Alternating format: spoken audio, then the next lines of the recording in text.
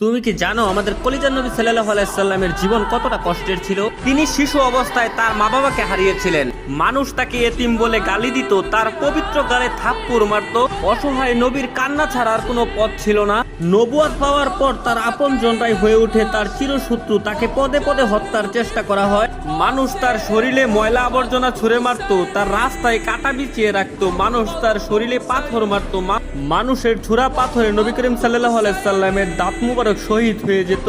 নিকৃষ্ট পাষাণরা নবীর পবিত্র মুখে থুতু পর্যন্ত ছিটিয়ে দিয়েছিল। নবী করিম সাল্লাল্লাহু আলাইহি সাল্লামের কষ্টের দহন আরো বাড়লো যখন তার শিশুকালে কলিজার 3 পুত্র সন্তান ইন্তেকাল করেছিল। আবার কলিজার নবীর ঘরে চুলাও জ্বলতো না। ঈদের দিনও তিনি না খেয়ে ঈদগাহে যেতেন। ইসলামের জন্য আমার নবী 3 বছর গাছের পাতা খেয়ে বেঁচেছিলেন। এত কষ্টের মাঝে থেকেও আমাদের কলিজার নবী আমাদের জন্যই শুধু কেঁদেছেন। আমার এই অসহায় নবীকে যদি ভালোবাসো তাহলে কমেন্টে লেখো আই লাভ মোহাম্মদ এবং